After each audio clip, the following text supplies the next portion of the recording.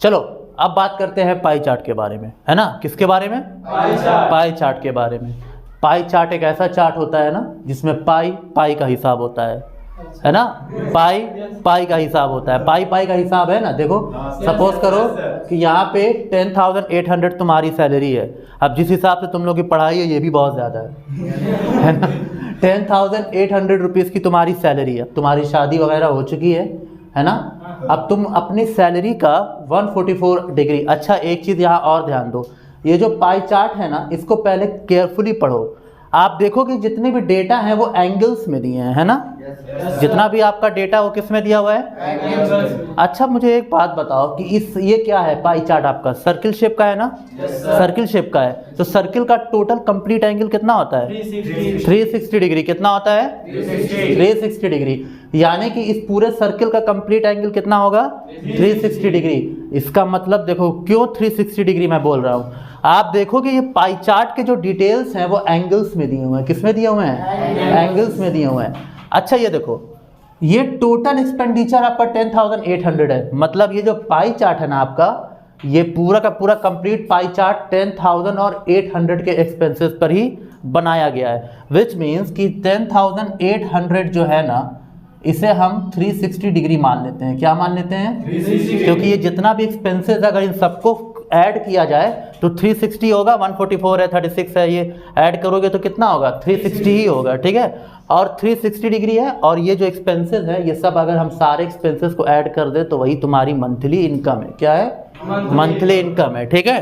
तो 10,800 हमारा 360 डिग्री है। इतना समझ लो, इतना मान लो, ठीक। आप देखो क्वेश्चन क्या कह रहा था कि find expenditure on house rent. अब जरा इस पाई चार्ट को ध्यान से देखो, दिख रहा है कि नहीं दिख रहा है? yes, sir। पाई चार्ट में जो हाउस रेंट है उसका एंगल कितना है? 54 डिग्री है। तो लिख दो, क्या लिखोगे कि हाउस रेंट कितना एंगल है इसका? 54 डिग्री। तो अगर इसकी वैल्यू निकालनी होगी तो 54 डिग्री और टोटल कितना इसका एंगल होता है? 360 डिग्री, है ना। अपॉन 360 करोगे multiplied by the total income, है ना 10,800। अब इसको सॉल्व करो, 0 से 0 कैंसिल आउट हो गया। उसके बाद आप लिख सकते हो 9 6 54 एंड 9 4 36। फिर इसे 4 से डिवाइड कर दो, है ना। 4 2 8, 4 6 24, 4 5 20, फिर 6 मल्टीप्लाइड बाई 265, 6 5 30 का 0 कैरी 3, 6 6 36, 39 का 9 कैरी 3, 6 2 12 15, यानी ₹1,590 रुपीज़, यानी 1,590 रुपये ये किराया दे रहा है। कितना दे रहा है? 1,590 रुपये ये किराया दे रहा है। अगर एक बात बताओ मुझको, अगर मुझे फूड पर एक्सपेंडिचर निकालना होता तो क्या करते हम? 144 डिवाइडेड बाई 3। मान लो फूड का निकालना है। किसका निकालना है? फूड का। तो 144 अपॉन 360 इंटू टोटल इनकम कितनी है? 10,800। इसको सॉल्व कर लेते हैं। एजुकेशन पे निकालना हो, एजुकेशन का कितना दिया हुआ है? 36 डिग्री ना। तो 36 अपॉन 360 इंटू 10,800। अगर इसको हम लोग सॉल्व करते हैं तो ये 10 टाइम्स में कैंसिल होगा ये, यानी 1,080 रुपीज़ एजुकेशन में हो रहा है एक्सपेंड, है ना। तो इस तरह पाई चार्ट को सॉल्व करेंगे। अब आगे देखते हैं पाई चार्ट को क्या करना है ना।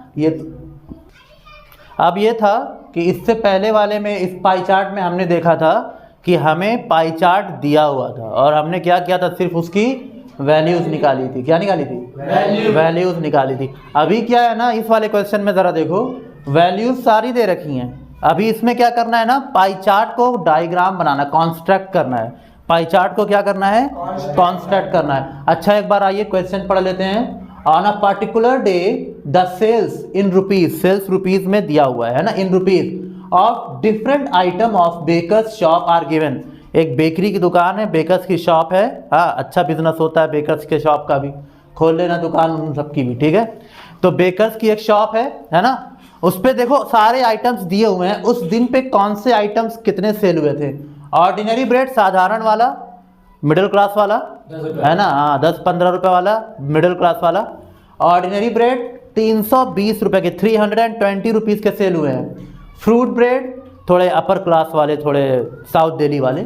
फ्रूट ब्रेड 80 रुपीज़ के सेल हुए हैं, केक्स 160 रुपीज़ के सेल हुए हैं, बिस्किट्स 120 रुपीज़ के सेल हुए हैं, और other material for example lollipop, toffee या एनीथिंग वो 40 रुपीज़ के सेल हुए हैं, और टोटल सेलिंग कितनी हुई है 720 रुपीज़ की, है ना। अच्छा एक चीज़ देखोगे इस चार्ट के हिसाब से, इस चार्ट को ध्यान से देखो, और इससे क्या पता चलता है कि हमारे देश में मिडिल क्लास के लोग क्या हैं, बहुत ज़्यादा है। तभी देखो ना ऑर्डिनरी ब्रेड मिडिल क्लास वाले ही खाते हैं, हम और आप जैसे, और वो 320 रुपीज़ की सेलिंग है ना। तो सबसे पहले हम इसे कॉन्स्ट्रक्ट कैसे करते हैं पाई चार्ट को, पाई चार्ट को कॉन्स्ट्रक्ट कैसे करते हैं आओ देखते हैं, ठीक है।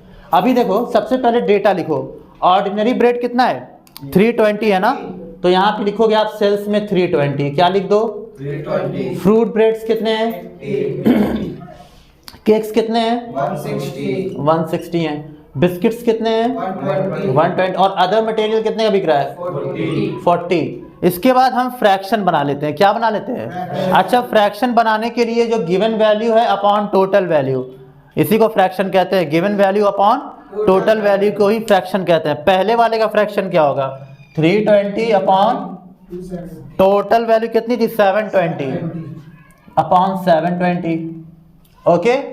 उसके बाद 80 अपॉन 720 है ना, 160 upon 720, okay, 120 upon 720 and 40 upon 720।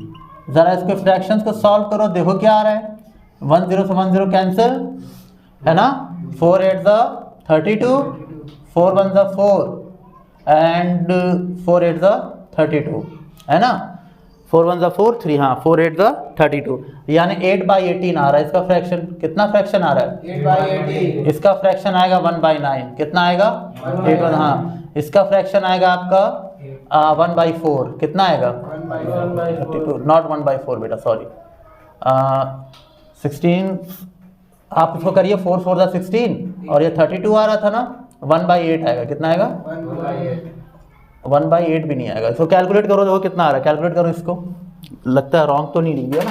160 upon 720 है ना, तो 16 अपॉन 72 हो जाएगा ना, 160 अपॉन 720 अगर, तो 160 अपॉन 720 ये कैंसिल हो गया, 16 अपॉन 72 है ना, तो ये हो जाएगा आपका 4 अपॉन 18, 2/9 आएगा, ये कितना आएगा 2/9, ये 2/9 आएगा, कैलकुलेट कर लेना, ठीक है। अभी देखो इसके बाद यहाँ देखो 1 0 से 0 कैंसिल, और ये हो जाएगा आपका कितना हो रहा है, ये 3/3 कितना 18, यानी 1/6, कितना हो रहा है 1/6, 3/18 यानी 1/6, और इसका क्या होगा, इसका हो जाएगा आपका 1/8, ओके 1/18 होगा, ओके। अभी देखो आप ये फ्रैक्शन में कन्वर्ट हो गया, बट हमें कन्वर्ट करना है एंगल में, तभी तो कॉन्स्ट्रक्ट कर पाओगे पाई चार्ट। तो किस में कन्वर्ट करना है एंगल में, तो अब एंगल में कन्वर्ट करने के लिए इन सबको किससे मल्टीप्लाई करना पड़ेगा 360 से, किससे 360 से, 18 to the 360, तो ये 20 और 8 कितना हो जाएगा 160, पहला वाला कितना हो जाएगा 160 डिग्री, पहला कितना हो जाएगा 160 डिग्री, और दूसरा क्या होगा 1/9 इंटू, देखो 1/9 इंटू 360 है ना, कैंसिल करोगे तो 40 डिग्री, तो दूसरा वाला कितना आ रहा है आपका 40 डिग्री, तीसरा आपका कितना आएगा 2/9 है, कैलकुलेट कर लेना 360 डिवाइड करके, तो 80 डिग्री आएगा, ओके। और ये 1/6 इंटू 360 करोगे तो कितना आएगा 60 degree, how much 60 degree, okay. और 1/18 को करोगे तो 20 डिग्री आएगा, कितना आएगा ये करके देना 1/18 इंटू 36, तो ये 20 डिग्री आएगा। अब ये एंगल में भी कन्वर्ट हो गया। अब सिंपली हम क्या करेंगे, इसको पाई चार्ट में बना लेंगे, ठीक है। अभी देखो कैसे होगा, ये इसे इरेज कर देते हैं पहले हम। अभी देखो पाई चार्ट को जब कॉन्स्ट्रक्ट करना होता है ना, तो सबसे पहले हमारे पास ये वैल्यूज तो होनी चाहिए, है ना, एंगल तो पता होना चाहिए, तभी तो पाई चार्ट कॉन्स्ट्रक्ट करोगे ना, कि कौन कितना एरिया ले रहा है। अभी देखो यहाँ पे एक सर्कल बना लेते हैं हम, ठीक है ना। अभी आप सबको पता है ना कि सर्कल होता कितना है 360। अगर हम सेमी सर्कल की बात करें, हाफ में इसको डिवाइड कर दें, तो हाफ डिवाइड करने का मतलब क्या होता है 180 इधर और 180 इधर, है ना। अभी देखो 160 का मतलब क्या है कि 180 से थोड़ा सा कम, ये सेंटर में ये ओ मान लो, ये सेंट्रल एंगल है, 180 से थोड़ा सा कम, तो यानी कि हम इतना ले लेते हैं। कितना ले लेते हैं? इतना। यानी ये जो पूरा है ना, ये 160 डिग्री है। ये पूरा रीजन कितना है? 160। ये पूरा रीजन कितना है आपका? 160। और 160 क्या था? ऑर्डिनरी। क्या था? ऑर्डिनरी। ये ऑर्डिनरी इसमें आप मेंशन कर लोगे। अभी जो 180 माइनस 160, तो ये कितना है? 20 डिग्री बाय 20 डिग्री वाला कौन सा था? अदर्स। 20 डिग्री क्या था? तो यहाँ अदर्स लिख लो। उसके बाद हम ध्यान देंगे तो 40 के दो है और एक 80 का है। 40 के दो है और एक 80 और एक 60 है ना। 40 के है ना, तो आप समझ लो 40 कितना हो गया? 80 मीन्स कि आप समझ लीजिए यहाँ ऐसे कॉन्सेप्ट करो, इसे मान लो आप 40। कितना मान लो? 40 डिग्री कितना है आपका? फ्रूट है ना। 40 आपका फ्रूट है और फिर अगला 40 आपका क्या है? सर 40 एक ही है। हाँ नहीं, दो है ना 40। अच्छा एक ही है क्या? एक ही है क्या 40? Yes. हाँ एक ही है 40। चलो सॉरी, एक ही है बस, ठीक है ना। उसके बाद क्या है ना कि जो नेक्स्ट आपका है वो है आपका केक। क्या है? केक क्या है? 80। केक कितना है? तो इसे 80 डिग्री मान के इसे हम केक्स लिख देते हैं। क्या लिख देते हैं? केक्स, है ना। और उसके बाद जो लास्ट बचता है आपका वो है बिस्किट्स। तो 60 डिग्री क्या है आपका? बिस्किट्स। तो दैट्स हाउ, इस तरह से आप किसी भी पाई चार्ट को कंस्ट्रक्ट कर सकते हो। अच्छा देखो, अगर आप चाहते हो ना कि पाई चार्ट में एकदम बढ़िया बने और हर एक एंगल एकदम परफेक्ट हो, तो सिंपली कुछ नहीं, एक कॉम्पस लेना और एक प्रोट्रैक्टर ले लेना, चांदा प्रोट्रैक्टर। कॉम्पस और प्रोट्रैक्टर से नाप के जब बनाओगे तो एंगल एकदम परफेक्ट आएगा और पाई चार्ट भी एकदम आपका परफेक्ट बनेगा, है ना। तो आप इस तरह भी इसे कर सकते हो, ठीक है। तो आज की सेशन यही हम ख़त्म करते हैं, ठीक। पाई चार्ट आप लोग को समझ में आ गया ना? चलो।